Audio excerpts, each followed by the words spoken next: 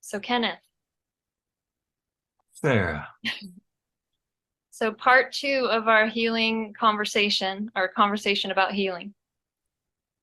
And I think the reason I wanted to follow up on our last one was, well, one of the last things I think I brought up was dissolving the ego, which was not really something we talked about. That's right. Yeah. Which I don't know if that's a psychotherapy topic, but what's interesting to me these days, and what has been interesting, is the intersection of spirituality and psychotherapy, and that there really doesn't seem to be much difference to me, but there is definitely a difference in the culture at large, I guess. Yeah. Um, so I'm just gonna go back to my story and just make it personal.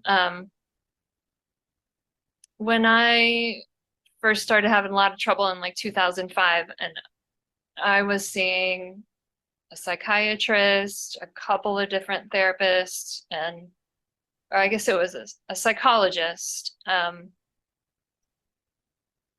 And these were very caring people. And obviously, they knew what they were doing. They're intelligent. They had all the skills. But there was something for me that was like a little bit hollow or a little bit missing. And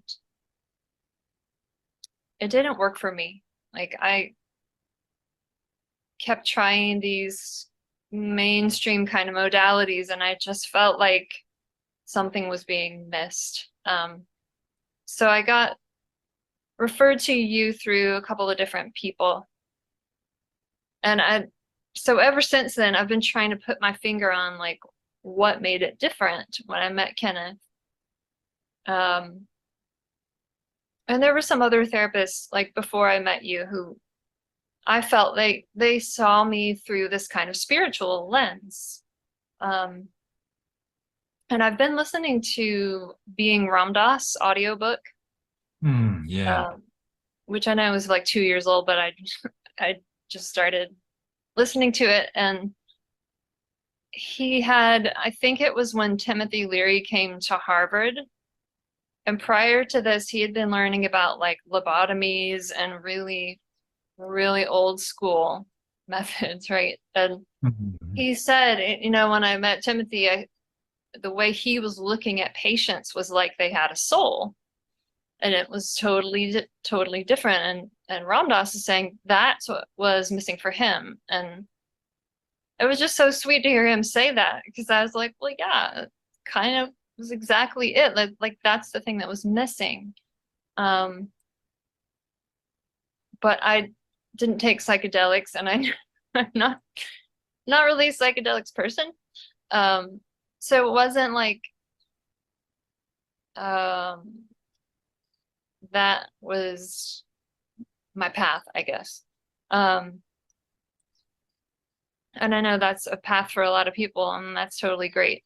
But there was something about sitting with you. First off, we sat on the floor, on cushions, like a little bit Buddhist style, right? And Right. looking eye to eye, very grounded, and it immediately felt like we were equals, for one thing. And then it just felt like your goal or your agenda was just to love me, um, which was not something I had felt hmm really at all previously. Um, like people were caring, but also like I felt a little bit objectified, and like I was a problem to solve. Yeah. Um, Right. and I didn't feel like I was a problem to solve with you. I felt like really there was actually nothing wrong other than maybe I had some confusion about who I was, kind of a thing. Mm. Number one, that's high praise, just hearing that from you, Sarah. And I love what you said, about seeing the soul in the other person. Yeah. Because to me, it immediately grants dignity. doesn't grant dignity. It recognizes, it acknowledges a dignity that is there, and to meet together in dignity, and then whatever the story is or the trauma is or whatever, it's like all of that gets held in dignity. This dissolving of the ego or whatever it is, whatever comes with that, there's something sacred about it, something worthy in the journey itself, in the path. So I really appreciate you framing it in that way. Yeah, I'm starting to like tear up right now. Because I think, yeah, somehow I was not assured of my own worth before that work that we did together. And Yeah. it was like you were constantly transmitting the sense of dignity, a sense of basic worth. Like you are worthy without doing anything. Like you don't have to do anything. Just you, just plain you, are worthy. And when that kind of finally broke through, it was a little bit like a born again experience. Yeah. Oh, yeah, that's right. You Well, know, it's like wherever you are, at whatever point, wherever we walk in to the therapy session, there's like there's something holy about that place. It's not like we've got to go run from that place, because that whatever that is right then is going to take us wherever we need to go. So there's no need to like remedy it right away. It's like just I want to hear the story. I want to. It's fascinating. Whatever got us here is fascinating, if from that spiritual perspective. mm-hmm. Yeah.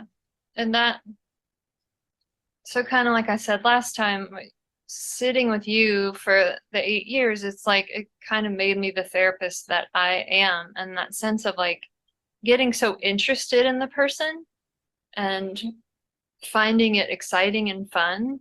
Yeah. To me, that's such a big deal to actually like truly be enjoying that person. When maybe no one has ever actually enjoyed them before. Yeah. Um, Wow. Right. How much healing just in feeling somebody enjoying me, right? Enjoying uh, what I'm saying, enjoying my presence. Yeah, there's so much healing in that.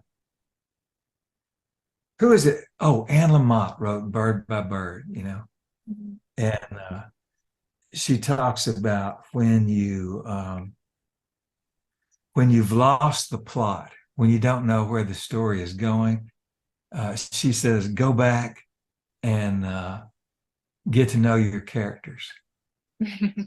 Because then you'll know, they'll tell you where the plot's going just by the nature of who they are. So and then that's that place when I'm confused or whatever. It's like, oh, if I just get to know the person more, that's gonna tell me something about or reveal to me where we're headed next. so do you see that as an unfolding of the soul or a dissolving of ego, or from a spiritual perspective, what's There happening? is something about it that is dissolving the ego, just in that sense of giving up control. Like I am not even thinking that I know what you need to do. Yeah. Yeah. And I give up control of knowing what you need to do and knowing how you're going to do it. But that process of just spending time with where you are and what matters to you is going to tell us somehow. And that, that's like, to me, that's like, I've got to give up control just so I can hear that. And then give up that, it's me that's going to have some kind of answer about it. Yeah, I like thinking of people having their own answers, and I'm holding space for that to arise. Yeah. But some people don't like that. Um, That's right. I don't even like it when I'm confused. mhm. No, I don't. I don't either when it's not clear. But there's something about patience on both sides. If like there's some in some cases there like it evolves this contract of like patience with the unfolding of that person. Yeah. But that it doesn't always arise, and when it does, it's like a miracle. It's like now we're going, and Yeah. Well, I think it's like, I don't know, like looking for signs of life. Like I think our patients come to us looking for signs of life in us, and I feel like I kind of look for, where is the aliveness or where is the aliveness blocked, either one, mhm. and try and join with that place because I think that's that's where the healing is that helping the person toward their aliveness. I think about a couple things. Like one is about aliveness and power. You know, the person being able to feel their own power, and that's the healing rather than what's the specific thing I need to do. And the other one was the one you alluded to earlier, which is like knowing, recognizing, reminding myself, remembering I'm a supernatural being. Mhm. And that's so easy to forget. And so I'm trying to remind myself of that, and I'm trying to and I'm keeping in mind that you're a supernatural being, regardless of whatever the trouble is, or the lockdown place, stuck place is. And there's dignity is inherent in that to me. Being a supernatural being is inherently dignified. That's right. We're here. We may not know why we're here, but we know there's something going on. There's Something something. that, yeah, something that's worthy of our attention, and I think it's like feeling the full reach of our powers, especially our powers of the heart. So I'm just like scared to advertise these things about myself. I kind of see myself as incognito or something. Like I'm just a regular social worker, and then I'm not a regular social worker. But to me, seeing somebody as a spiritual being or having inherent dignity and inherent worth, and also like inherent intelligence as to what they Yes. need is like, why wouldn't you do that? But um, I don't know. I still feel like there's something in mainstream culture that says like put it in a box and keep it safe. And Yeah, so, I think that's right. I think I try to uh, cultivate a kind of an image of weirdness so that people just kind of expect that. you don't do any incognito stuff. I know I did. I know I used to, uh, but finally, the research and brain studies and the trauma discoveries kind of led us back to the body and back to the spirit, really. The interconnectedness. I mean, even the science is showing us that. It's true. So maybe that's what we're here to talk about, is how I can come out of hiding. That's right. I'll try and do the same. Isn't that it? I'm going to tell this on myself. Uh, one of the things I was in a workshop this past weekend, and at one point I'd had this kind of little epiphany, and I said, I have been giving myself the wrong instructions. I've been telling myself to let go. And I've been listening to people tell me to let go, and I've never let go in response to anyone telling me to let go. Or when I've ever said it to myself, letting go has never followed. Right. It's happened. It's happened sometimes, but that's just happenstance. It's not like I talked myself into it. But what did feel right was saying, not let it go, but let it out. And I've just been working with that piece some of just whatever it is that I am holding, whatever I'm hiding, like you were just talking about. I'm hiding this. Usually it's hiding something of my uniqueness, or hiding something of my power, or loving more than I let on, those kinds of things. And so just try and make it a practice. Let it out, let it out. Do you have an example of some time that you did that? I was kind of imagining, this was all in part of the process that I was in, but I was just imagining I was seeing the boy that I was and how much he was not letting out. This might be relevant for our conversation, but I was aware of, my experience was, if I was holding so much in because I felt like my very existence was hurting my parents.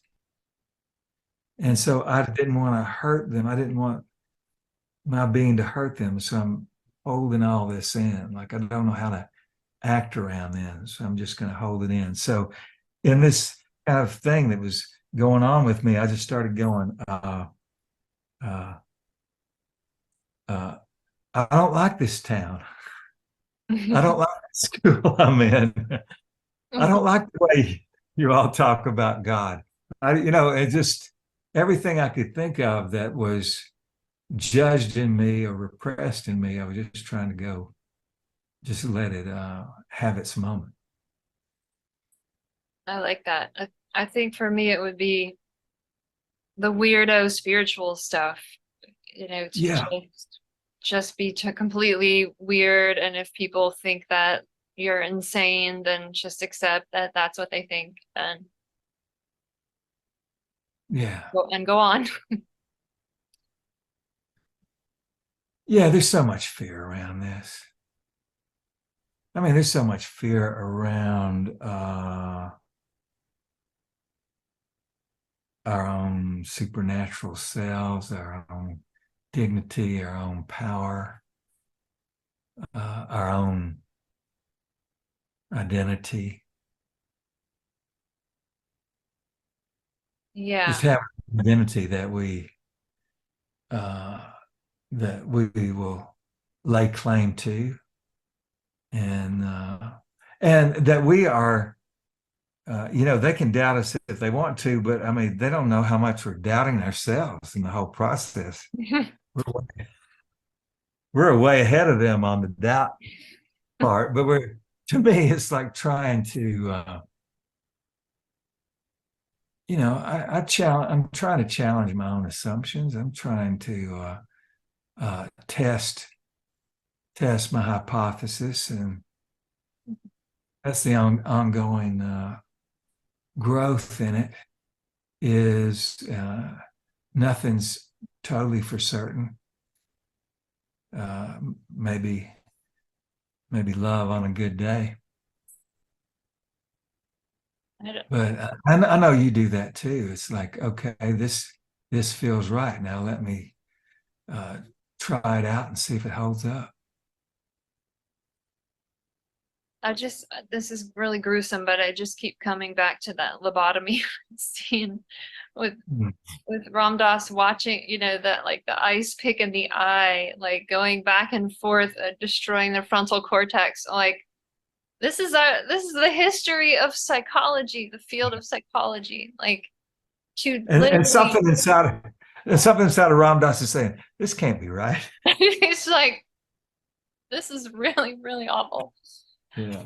Um, yeah, he had a depressed patient, and because it was kind of this intractable depression, like that was what was done, and then all of a sudden, like his patient just had like was gone, and Mm. but I'm just speaking of fear, right? Like the fear that like whatever's going on up here is what makes us human, or it makes you a Homo sapien. Like better just get rid of it rather than go in there and explore the mystery. And so if you really are into exploring mystery and having the unknown and Mm. exploring some really maybe painful stuff without quick, easy answers, then it just sparks fear in pretty much everybody.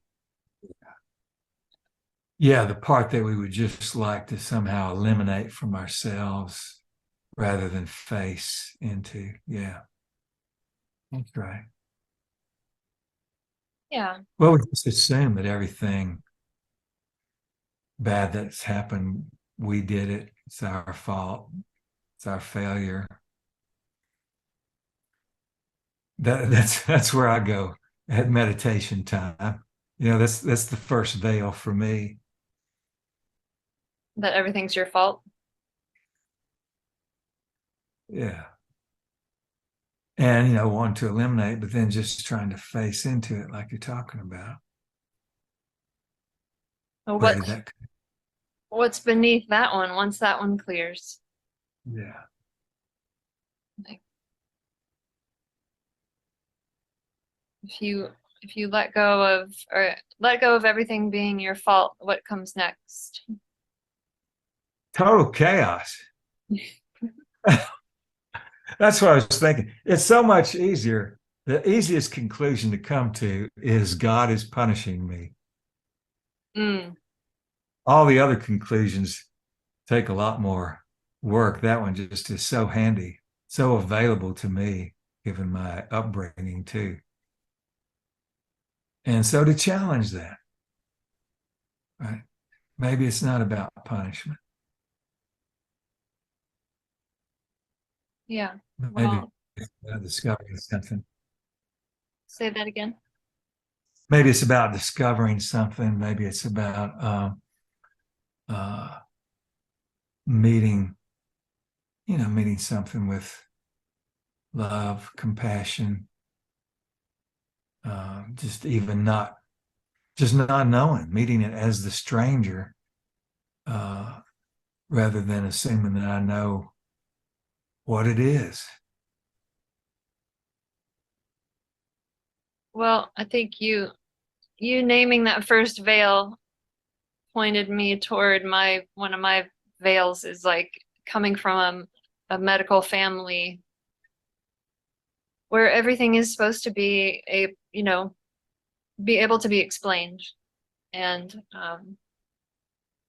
the unknown is very terrifying and also kind of humiliating.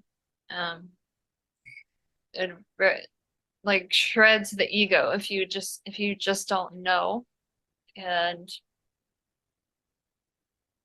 so I have a very natural terror of the unknown and of the mystery. Like I'm both drawn to it and completely terrified of it at the same time. And And expected to know the answer is what it sounds like to me. hmm If you don't know, What's wrong with you that you don't know? Yeah. Yeah. Hmm. So it brings me a great deal of pleasure to sit with somebody in the unknown and not jump to any conclusions at all, and trust that their being inherently knows Would you say somehow. something about would you say something about how you went from that kind of fear into like enjoying the unknown? Enjoying my patience. Enjoying the unknown with your patients, yeah. I learned it through you. I think it was like mirror neurons or something. Like um Yeah. that sense of you seem to be having fun working with me. And we laughed so much during a lot of our sessions, and because I think you were comfortable in that unknown space, which opens up into like a playground kind of. And I mean, there's so much pain and there's so much hilariousness at the same time. Right. Yes. Um, so I think I just really wanted other people to feel the way that I felt. Um, in this session. I mean, it's super simple. It's not like I was like, well, let me now go study transpersonal psychology. Like, not at all. Yeah. Yeah. I love this because this is like Retta Lawler, Roshi, Sanchi Lawler trained me in this way that was like, I never knew what was going on. This was about 5 years. I never knew what was going to happen next. There was no broadcasting of or an itinerary. And if there was anything that was written down, it was uh, very, very subject to change at a moment's notice. And I learned a lot about, I don't have to know. I realized it wasn't going to kill me, not knowing. And so I just love that she transmitted that to me and I was able to transmit some of it to you because that's just how it happens. Well, I figured Don Americo is a part of that too. Uh, Yeah. the mystery. Don Americo is a Peruvian mystic, a dear friend, and learned kind of some of the fundamentals of Andean mysticism and really just uh, pagan experience. He wouldn't call it that, but I do, which is like contact of the spirit through the natural world, right? I mean, that's the shamanic realm is through the natural world. And he's very much that way too, and very much at home in the unknown and in the non-dual, in the paradoxical, in the contradictory, and being able to hold the contradiction, which is such a huge part of healing work. It is not expecting people to have one perspective, one frame, or one feeling about anything. There's all kinds of dimensions to that, layers of that. So, one thing I'm curious about is how did you go from getting a divinity degree to then like becoming a self-proclaimed weirdo so that everyone would know before they even got to your door? That's right. I still don't know myself about the divinity degree. Oh, okay. I'm still trying to sort that out. Well, it's that part of the unknown too. I say this about divinity school for me was a lot about the study of how we construct the world, how we construct an identity, and how you deconstruct that, and how you deconstruct an argument, uh, or any any point of view. And what that does when you deconstruct is kind of leave you in that unknown space. And even when you're in a more familiar place, it's like, oh, well, I'm constructing things here. A lot of who I am is a construction. If I can keep that in mind, it's liberating. But there's also that underneath place of, there's a mystery. If you can break all that down, you know, everything that I thought was designated me or who I was. And it's like, well, no, not really. That's just kind of something that was put together by my own defenses or the society's needs, epigenetics or whatever. That sounds more Buddhist than Christian. The Buddhists have got a hold of me, Sarah. They're pretty good.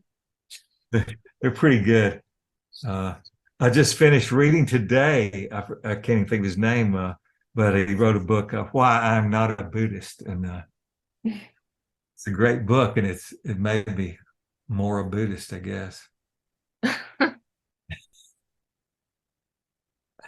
But what are you saying about that? Looking at the Christian, kind of the Christian identity, is that what you're thinking?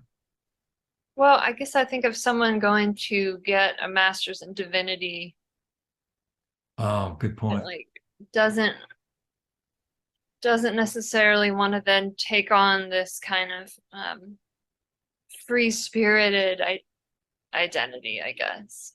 Yeah, that's a good point. But I guess the deconstruction kind of says all the different well-developed constructions have some worth, you know. So Yeah.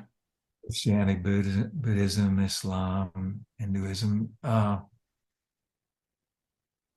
did have an appreciation for all of them, and also, you know, kind of a critical view too.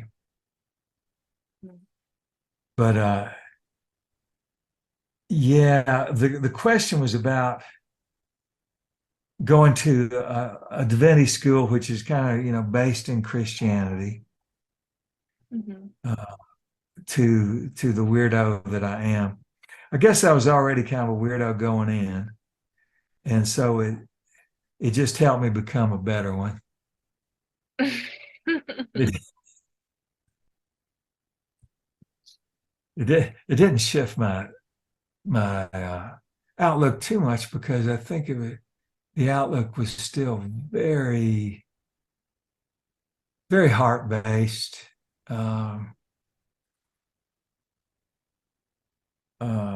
very experimental,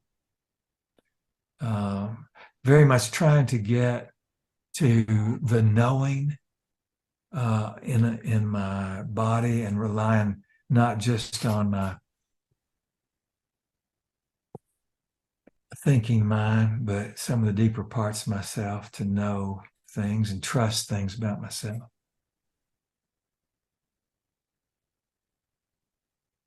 Yeah, I think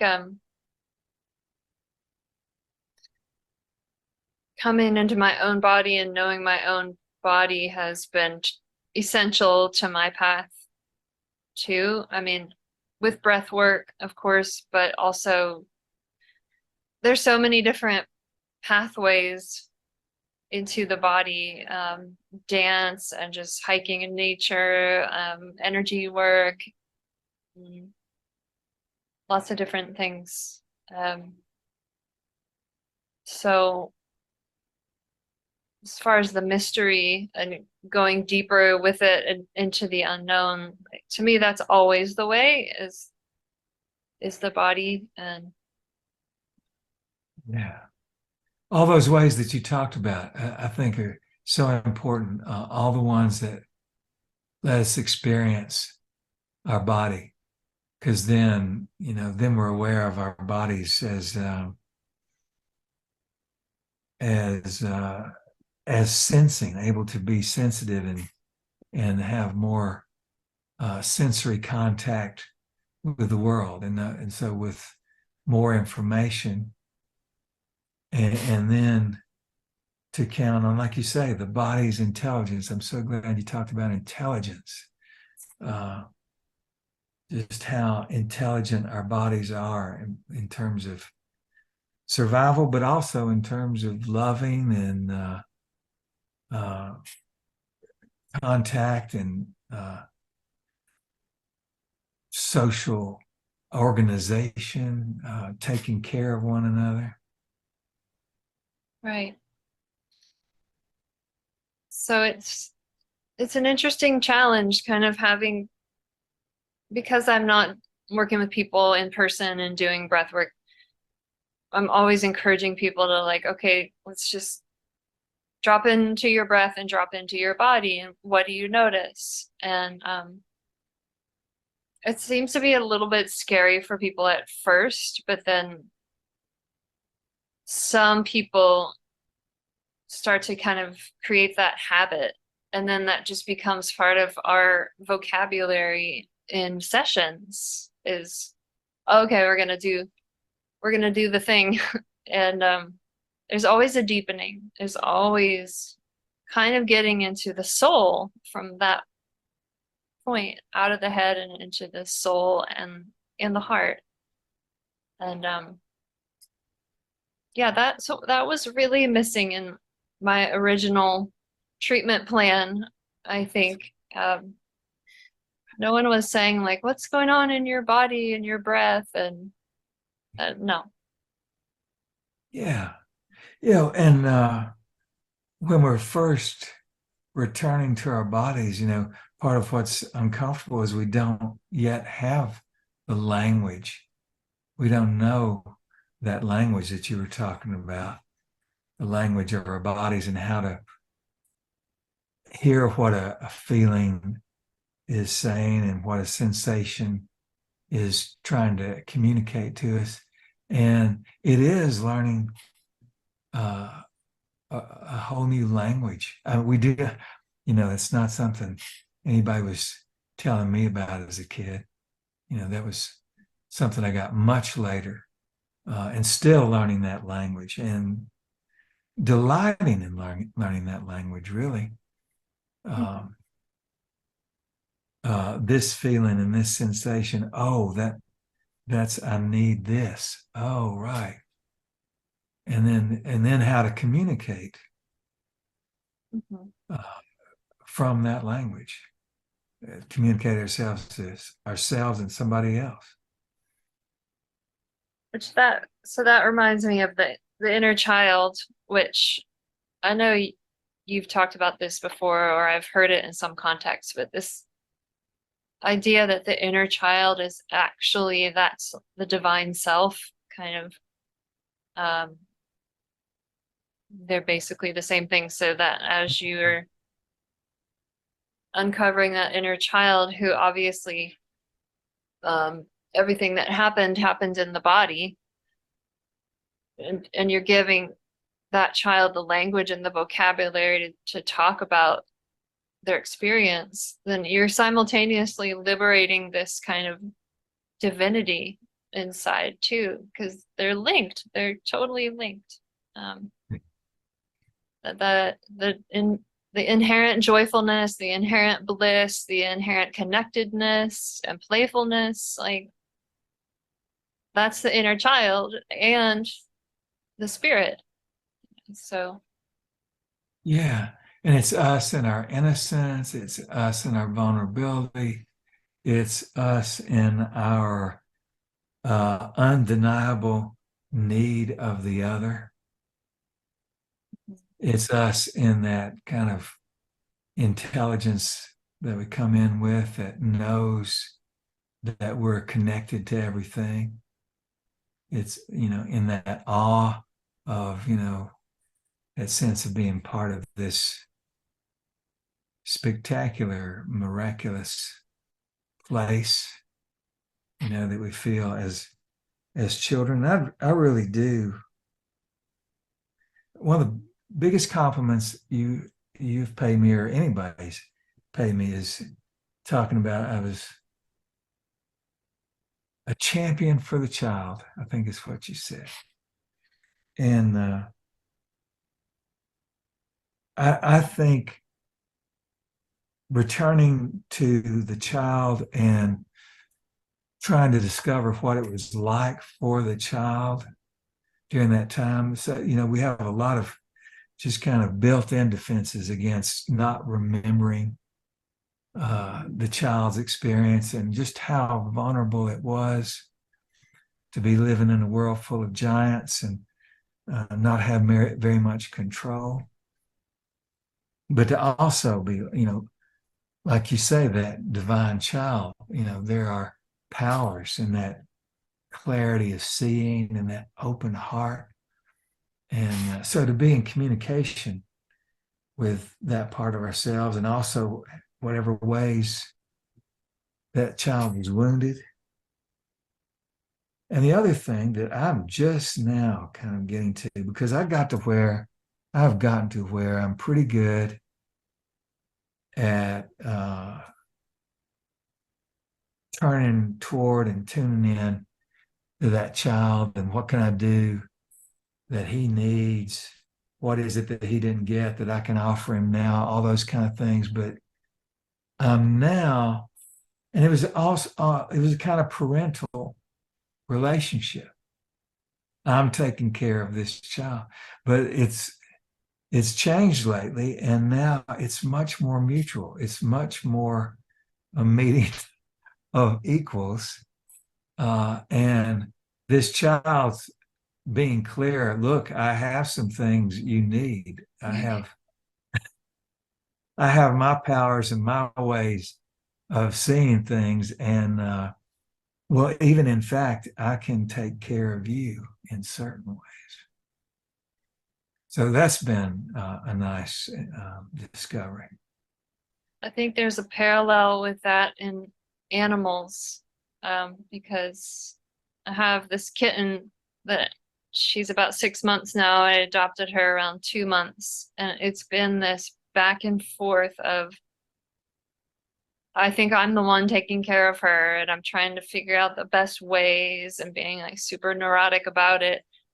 And then like she just never stops loving me and like snuggling up on me at night, no matter what I do. I feel like, I know, I have like an imperfection complex around taking care of a little one, but Yes. she just keeps forgiving me, and it's so healing, and it's ongoing. But to me, that it reminds me of what you're talking about, like, wait a minute, no, there are gifts being offered here that I need to open to. I need to accept this and kind of surrender to it in a way. And she knows some things about you that you may not even know about yourself, right? She knows, your cat knows something about your essence that she's lacking a lot. See, it's hard. It's hard to accept us. That's right. Mutuality is tough. So what has That's your the intimacy. what? That's the intimacy. It's like it wasn't totally intimate when I was just taking care of this child self, but now it's much more intimate because there's some kind of equality there, or at least a meeting of different kinds of powers. So what has he offered you that was surprising? Oh, what a great question.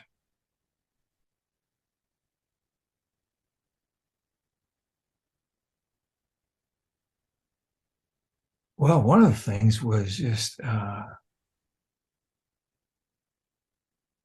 acknowledging the quality of my care, acknowledging to me that, yes,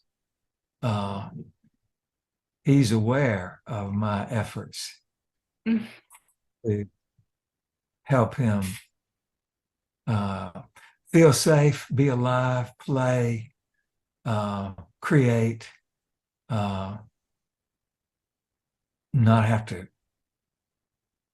be responsible for everything in the world, those kinds of things. But there's also, you know how if you've ever seen I made eye contact with an animal in the wild. Like I've done it briefly with a bear. I've done it with a coyote. I did it with a mink. I saw a mink by the creek early this summer. Hadn't seen one in forever. But Wow. there's that moment of eye contact with this wild creature, Mm-hmm. and that was one of the gifts. Like I felt like I was making eye contact with this wild creature, and it was holy. Wow. It was something sacred about it. That's very cool. It's hard for me because we kind of talked about last time, but like the inner child the place where I kind of got stuck in life is really, really young and really early. So you have to get creative in finding ways to really connect and really listen and really be equals. Um, so, You know, that makes me think about the welcoming. You know, it's like when we get stuck really early, it's like, do I even belong here? Does anybody want me here? Is this even my planet? Those kinds of things. Going back to weirdos, and so that need to be welcomed and to be very conscious and deliberate about doing it. I love creating those kinds of rituals, like a ritual welcoming mm, for that really young one. yeah, that's a good idea. Creating a ritual and involving other people in it. And